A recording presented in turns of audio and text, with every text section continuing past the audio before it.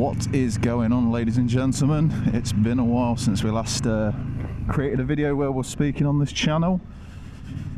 I think it was probably April last year, and as you can probably see, we're not in a camper van or motorhome. We're on something slightly different. Well, I say we, I'm on it. Ali's at home at the moment, so yes, just thought they'd put this video together to more to talk about how we ended up on a motorcycle as fellow brethren just there, revving it around the industrial estate. So yeah, short story, we don't have the motorhome anymore. Upgraded to a motorbike, had this probably a couple of weeks now, but just wanted to talk about the motorcycle journey and how we ended up here. And then probably just do a couple more series of videos heading out towards Matlock today, so do a couple of videos. Now I don't know how they'll turn out because this is the first time actually using the mic within the headset, so we shall see. Probably do a video on the bike itself and is it a good beginner bike. So yeah, so the motorcycle journey, how did we end up here? So I'm 38 now.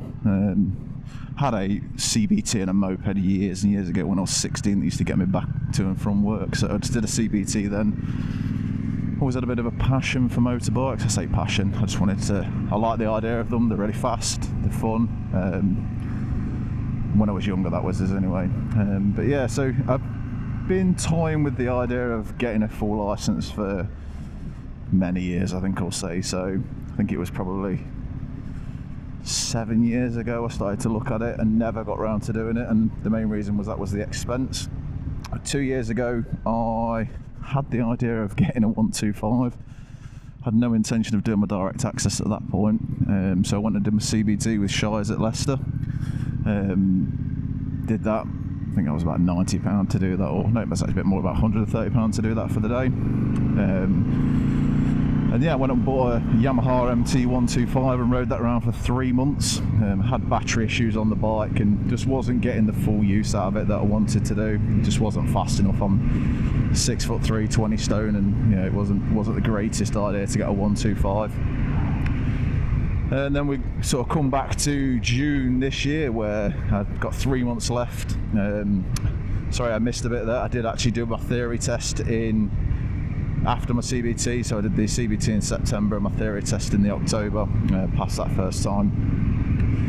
And then coming back to June this year,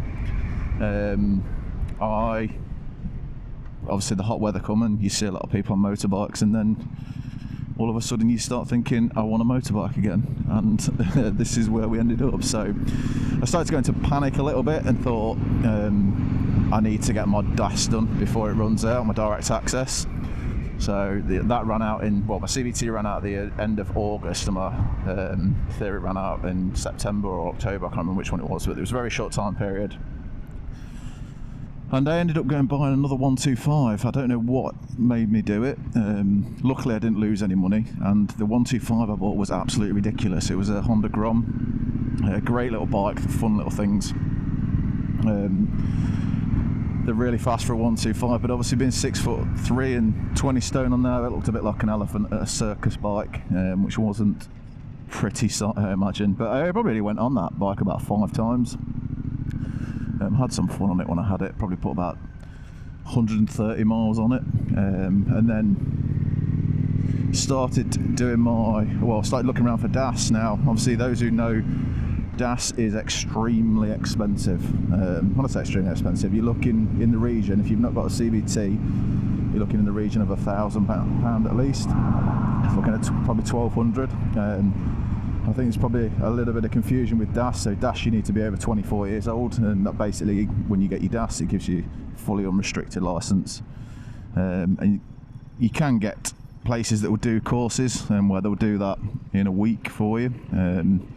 Probably sometimes 2 weeks, depending on how you get on with your tests. But I chose a different avenue, so I went with a company called Raven Motorbikes in Derby, and they did sort of a DAS style scheme where you paid for your lessons, but they sort of only progress you to your tests when you were ready for it. So initially I did my Mod 1 training, so I booked 2 days for Mod 1 training. Luckily, I was one of the lucky people that found it really straightforward to do the Mod 1 training. We sort of covered that in half a day. By the end of by lunchtime on day one, I was ready for to go and do my Mod 1 test. We went to Pride Park and was just riding around in the car park there with the cones, etc. And it was absolutely fine. Like, I had no issues with that. And then I went back the next day for a full day, which we did Mod 2 training. But then I had to wait. Obviously, if you're looking for licenses at the minute, it's an absolute nightmare to try and get a license booked in. I think they're prioritising car drivers at the moment because there's such of a backlog. There's like 15,000 in a queue on a Monday morning before you can actually get the licenses. So I think it was about 2 weeks where I had my Mod 1. So I think I did that middle of July, my Mod 1. Luckily, passed that first time, no minors. I thought I'd actually failed it. My legs went like jelly when I got to the manoeuvring of the bike, the very first bit. I was fine when I drove out into the car park, and then as soon as I went into the bays, that's when I started to, legs went like jelly. But yeah, passed that with no faults at all on that one, so I was very happy. But then I had to wait for the Mod 2, and the earliest they could get me in was August the 8th. But then we had a cancellation, so I managed to get in on August the 1st. But I did have another day session. I think it was on the Wednesday. The test was on the Friday, and I had another day session or half a day session on the Wednesday prior, just to get me familiar with the 600, because I hadn't got a bike at that point. I'd sold the Grom. I'd actually bought this bike before, so this was sitting on the drive waiting for me at home. So there was kind of a bit of a pressure on there that I'd bought a bike, a 22 plate bike, which, you know, it wasn't the cheapest bike in the world, but we'll go on to the bike later on. But so yeah, so we had the day training session. So all in all, I only had 2 full days training at £180 a day, which I thought was quite reasonable. I think, no, sorry, £185 a day. So yeah, £370 on the Mod 1 and Mod 2 training, and then it was £110 for the bike hire and the Mod 1 test, and £170 for the Mod 2 test. So I was probably one of the lucky ones. You know, I did my test on August the 1st. I was the first test of the day in Burton-on-Trent. Went out, and the guy I got, to be fair, I think his name's Dave at Burton Test Centre. Absolutely sound guy, youngish guy. Just made you feel really at ease from the minute you went in there. And he just said, look, ride how you'd normally ride on the road. He said, as soon as you get over the nerves, it becomes easier. And I was driving, sort of riding around Burton. I was fine riding around Burton, went down the dual carriageway absolutely fine, did all the stops, etc. And it was right at the last minute at the test centre. If you know the Burton Test Centre, there is a right turn if you're coming from the McDonald's Island, and there is a turn into an industrial estate, and then there's a turn into the industrial estate for the test centre. An industrial unit, the first turning is. So he tells me to turn right into the test centre, and I turn right into the industrial unit. I realised what I'd done, and then in front of me was a solid white line. So I instantly sort of went into a bit of a panic mode. Luckily, I did my lifesaver and my indication to get back into lane, and then swerved around the white line. Luckily, nothing was coming, back into the correct right turning. And then we sort of went back to the test centre, and I think I had to do a bit of a lap around the estate that's around there, just because he'd not done the full time limit that had to be on there. And then pulled back into the test centre, and at that point my head was gone. I thought that's it, we're done. I've failed the test, because I thought I cocked it up at the last minute. And there was something else in the test. I can't remember what it was now, but there was a point where I thought I may have failed that test. But I thought, you know what, if I failed it for a valid reason. I failed my car test the first time, which, you know, it was a valid reason, and it's good learning to take away from there. But luckily, you know, he came over to me, went, great riding, and you've passed your test. So obviously I was over the moon. There was one minor which I got for indicating too early. I did get quite lucky with that, because it was a left-hand turn where there was a junction before the turn, and I indicated too early. Luckily it was a one-way street, so there was nothing coming. If it was a two-way street and there was a car waiting at the junction, I would have failed my test. It would have been classed as a major fault, which yeah, I got really lucky with it being what it was there. But yeah, so you know, I came home and got straight out on the bike, and here we are. I have a Triumph Scrambler 900. That's my first bike. God, first bikes, it's when you've got that full license, you have no idea what you need to go for. But yeah, I went for the decision to get the Triumph Scrambler. I'll do a separate video on the bike itself, because it is a great first bike. It's got enough power to keep you on your toes and keep you smiling. But it will get you in trouble if you're not careful. But it's sensible power, if that makes sense. I don't know how I can describe it.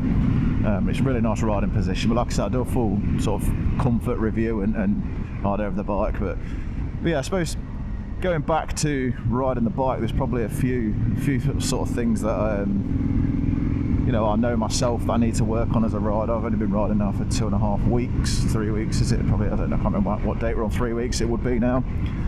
And it was picked up when I was doing my lessons. Is progression. So progression is obviously getting up to speed, and speed through corners and out of corners. Now, when you ride a motorbike, you may not get it, but even as a passenger, Ali gets this, is you get the fear that the wheel's going to come from underneath you when you go around a corner. I don't know what causes it. It is slowly going for me, and you know, I'm slowly getting better, I think, at corners. But obviously, I'm sure there are lots of people that can give better advice on biking than me. But yeah, counter steering is your saviour. So yeah, I know I've got some stuff to work on, and I just need to get hours in the seat, and that's the main thing. Having the hours in the saddle is where you get your experience. And I think I will eventually do some different courses as well. You know, some of the advanced stuff, just because I want to maintain that skill level and keep progressing the skill. And if there's anybody in the comments, you know, that you see anything, you pick anything up on the riding or any of the videos that I do today or in future, is be sure to point them out and let people know. And I honestly think that anybody who watches these sort of videos where you're watching moto vlogs and you're looking at newer riders, is give them that feedback. Now, it's more valuable than what you can imagine. And you know, like I said, when I go back to when I failed my car test the first time, if I'd have had that feedback and passed the test, I would have gone straight out the test centre and done it. The same thing, because I didn't know what I was doing wrong. So yeah, it's, you know, feedback if you see anything, I'm not doing enough lifesavers, or I should be doing something differently when I'm coming up to junctions, for example, please do point it out. But I suppose really now going on to the why I wanted to ride a motorbike. I think it's just that freedom thing. I don't know. There's no way to describe it. Like, people would say to me, "Oh, why do you want a motorbike?" And I don't think there's a valid reason you can actually give to people. Like, granted, I don't need a motorbike for commuting. Some people would say, "I want a motorbike for a form of travel to commute," which is fine. I get that. I'm just going to pull over it because this is a really bad junction. Like, people just pulling off this slip road on the right side of it, and they would have just plough into you then. But yeah, so we sold the motorhome. We just weren't using it. We may do a separate video on the reasons why we did that. We used it probably 5 times in the year we had it, and it's probably one of the worst, most expensive investments that we did at the time. And we just got the bug. We want to start travelling abroad again. As you can understand, if you've got a motorhome, you've got to make it pay, unless you've got that kind of disposable income where you can allow it to sit on the drive. And we did have it over a year period, and we had some amazing times. We went to Scotland at winter, which we didn't document, but it was just the same thing as we had with the Crafter. We couldn't park it. But when I initially wanted the motorbike, Ali was having none of it. She didn't want to go on it. She didn't want me to have one because they were dangerous. But obviously, coming out on your own can be quite lonely. I've not got a massive group of friends. I've got a few friends who are into bikes, and to be fair, I've only made sort of those acquaintances since excuse me since having the motorbike.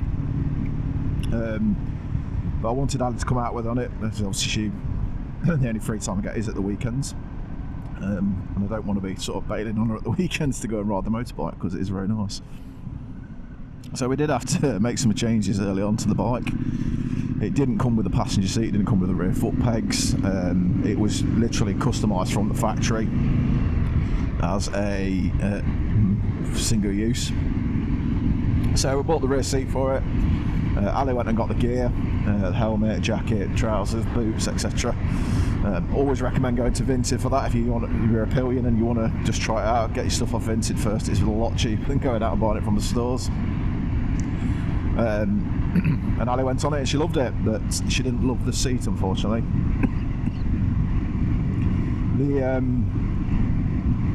So we ended up having to go and buy another seat. So I got that off eBay. I actually went and bought a Triumph Bonneville seat, which is a double seat. It's like a bench seat. It's a lot more comfortable. More comfortable from a pillion perspective, but probably not from a rider perspective. And we went out for the day around Derbyshire, went up to Chatsworth House, etc. on it. We spent about 8 hours in the saddle, and we could not walk by the end of the day. Our backsides were in absolute tatters, to say the least. So we was looking at different things, and then we wanted to actually start to do a few road trips on the bike. So I went and actually bought a rear luggage back rack from Tech Bike Parks. It cost me about £75, but it actually had a rear grab rail on it. And we went to Wales last weekend. We went to Betsy Cohen and stayed overnight in Wales.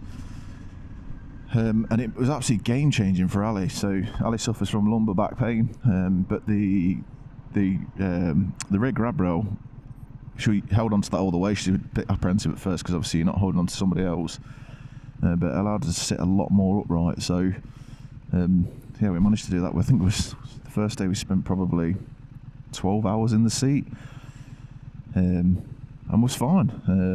The next day, however, though, coming back was brutal. We just couldn't wait to get out of it. So I think it's one of them things. It's like riding a push bike. If you've not been on a push bike for much, it will hurt your ass proper.